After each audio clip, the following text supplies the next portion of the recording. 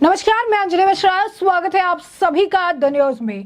बंगाल में जिस तरीके से त्राहिमाम मचा हुआ है, इसे लेकर अब हर जगह एक टेंशन वाला माहौल देखने के लिए मिल रहा है। लेकिन इसी बीच कांग्रेस का एक नेता द्वारा, जो पूर्व विदेश मंत्री भी रह चुके हैं, उनके द्वारा एक ऐसा बयान दिया गया है जिसने अब कांग्रेस की मंशा और मानसिकता दोनों पर सवाल खड़े कर दिए हैं। बांग्लादेश की स्थिति आज किसी से छिपी हुई नहीं है। बांग्लादेश में जिस तरीके से हिंदुओं का नरसंहार किया जा रहा है, यह स्थिति भी किसी से छिपी हुई नहीं है। जिस तरीके से वीडियो सोशल मीडिया पर देखने के लिए मिल रही है, घर जलाए जा रहे हैं, लोगों को जलाया जा रहा है, प्रताड़ित किया जा रहा है, तोड़फोड़ मचाई जा रही है, यह चीज भी किसी से छिपी नहीं है। लेकिन शर्म की बात यह है कि कांग्रेस का एक नेता यह बात सरेआम कहता है कि बांग्लादेश में जो हो रहा है वो भारत में भी होगा।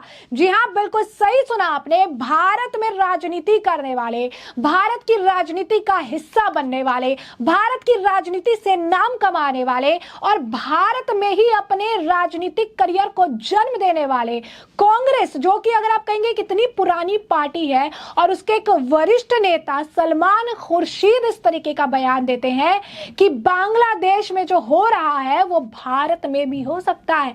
आखिर किस तरीके की मानसिकता का परिचय कांग्रेस दे रही है?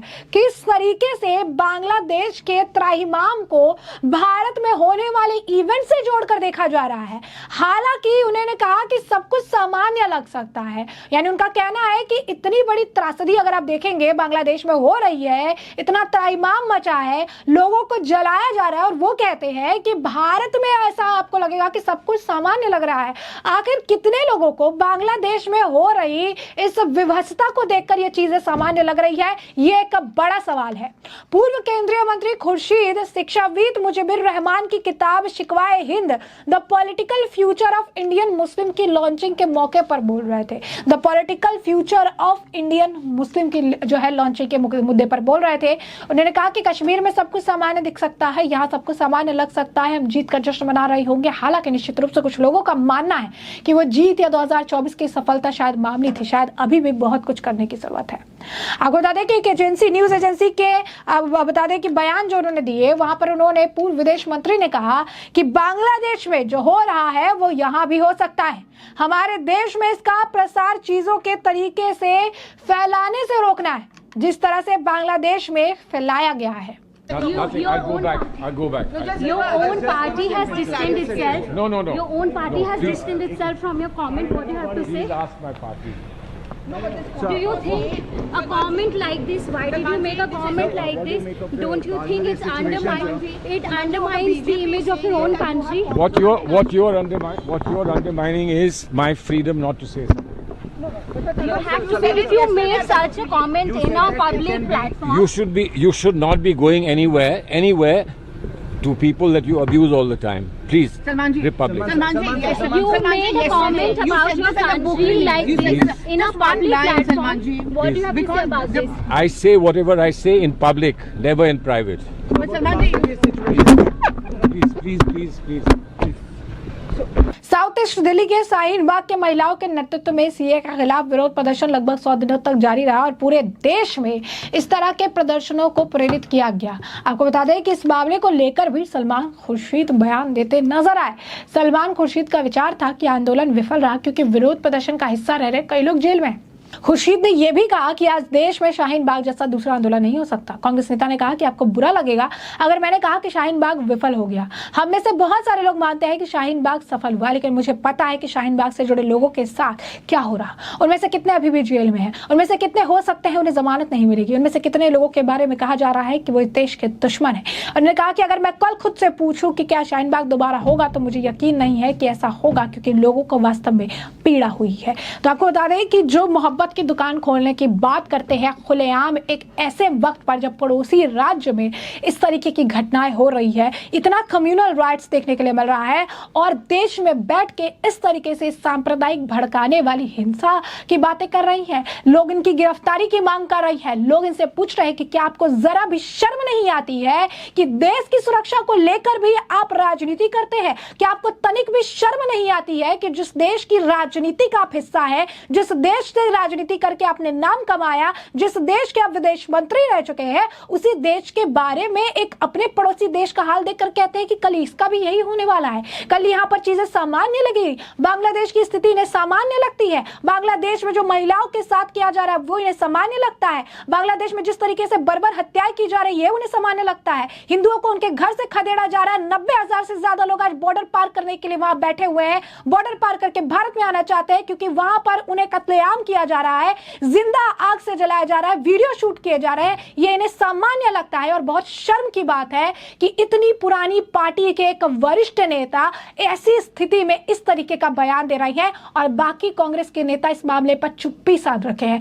शशि थरूर से जब सवाल पूछा जाता है, जबकि वहां पर जब ये सलमान खुर्शीद बयान दे रहे थे, मनोज झा, शशि थरूर भी वहां मौजूद थे, किसी ने एक बार क्वेश्चन नहीं किया, किसी ने इस चीज के लिए उन्हें टोका नहीं, किसी ने ये नहीं कहा कि ऐसी चीजें मत कहिए, ये भारत के खिलाफ हो सकती है, ऐसी चीजें मत कहिए क्योंकि हम भारत की राजनीति का हिस्सा है, भारत सही रहेगा तो हम सब ठीक रहेंगे, क्योंकि भारत के अंदर राजनीति होनी चाहिए, भारत के ऊपर राजनीति नहीं होनी चाहिए। ऐसा किसी ने नहीं कहा। और अब जब सवाल पूछते हैं पत्रकार तो शशि थरूर कहते हैं कि जो जिसने बयान दिया आप उससे पूछे। सुनिए जरा शशि थरूर का बयान, क्या कह रही है वो। देखिए, अब तो बात तो दूसरी है। मैं दूसरों के कमेंट के बारे में उनसे ही पूछिए, मुझे मत पूछिएगा। मैं कह रहा हूं कि ये काफी गर्व की बात है कि हम हमारे देश में जो कुछ है, हमारी सरकार देख रहे हैं कि क्या कुछ चल रहा है बांग्लादेश में।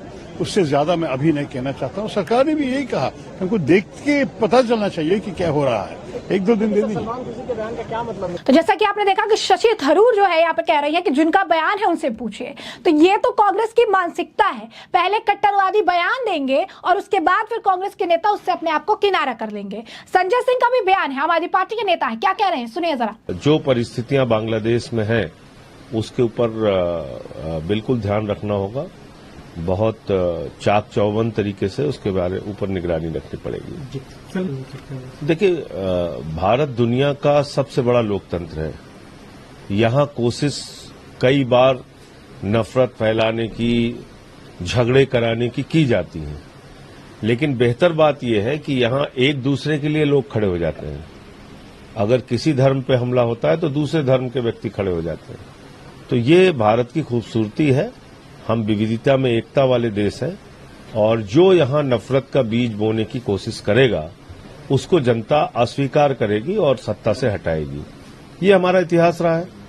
तो मुझे लगता है कि भारत आज दुनिया में, ठीक है, कोशिशें होती हैं झगड़े कराने की, लड़ाई कराने की, नफरत फैलाने की, लेकिन उसको मिलकर हम लोग नाकाम करते रहे हैं, करते रहेंगे।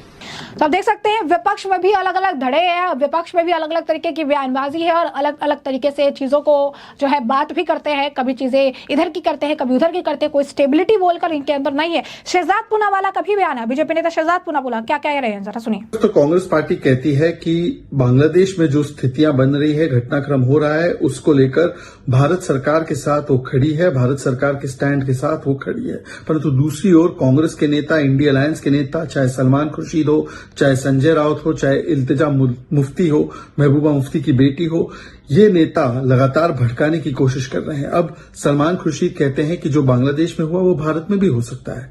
क्या ये भटकाने की कोशिश की जा रही है? क्या ये किसी को आइडिया देने की कोशिश की जा रही है?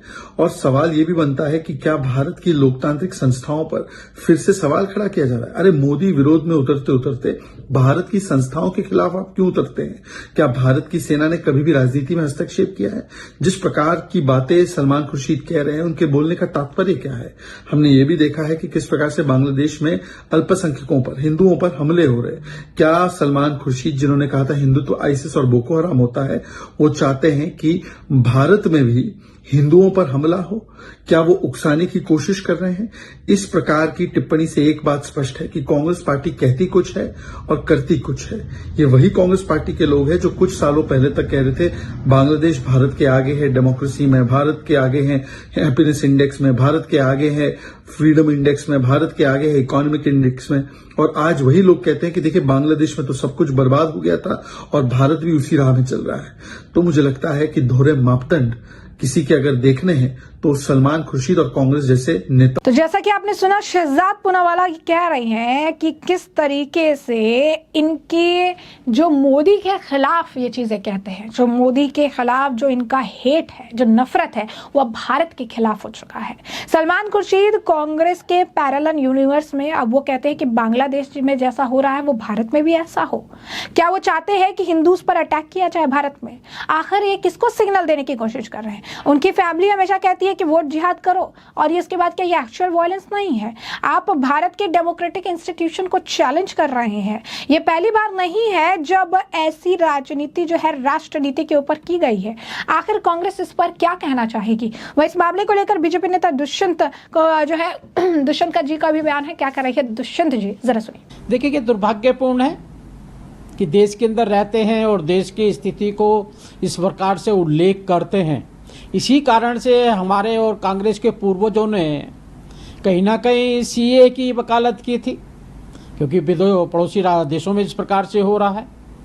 यूसीसी लागू होनी चाहिए, धर्मांतरण कानून बनना चाहिए, और साथ साथ जिस प्रकार से जनसंख्या बढ़ रही है, जनसंख्या नियंत्रण करना चाहिए। जिस प्रकार से एक वर्ग है जो लगातार देश के विकास में जो सहयोग करना चाहिए, लेकिन जनसंख्या बढ़ाने में जो काम कर रहा है, जिस कारण से देश का विकास रुक रहा है, और जो लगातार घुसपैठियों को देश के अंदर लाने का काम कर रहे हैं।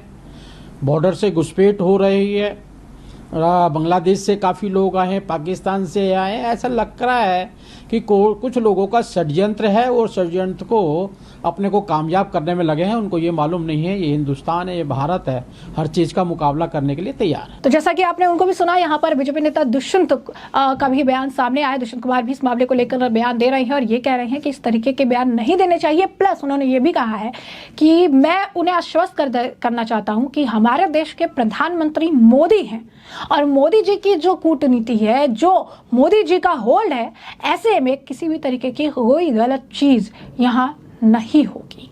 ये बात मैं उन्हें बता देना चाहता हूँ। तो आप देखिए कि किस तरीके से एक कांग्रेस के नेता है जो इतना शर्मनाक बयान दे रही हैं, जो कह रही हैं कि बांग्लादेश जैसी स्थिति जो है भारत में होगी। ऐसे में हमने आपको पूरा मामला बड़े विस्तार से बताया है, और आपने रिएक्शन भी सुने हैं किस तरीके से लोग इस पर प्रतिक्रिया दे रहे हैं। इस मामले पर आपकी जो राय हो कमेंट सेक्शन में कमेंट करके जरूर साझा करिएगा। धन्यवाद।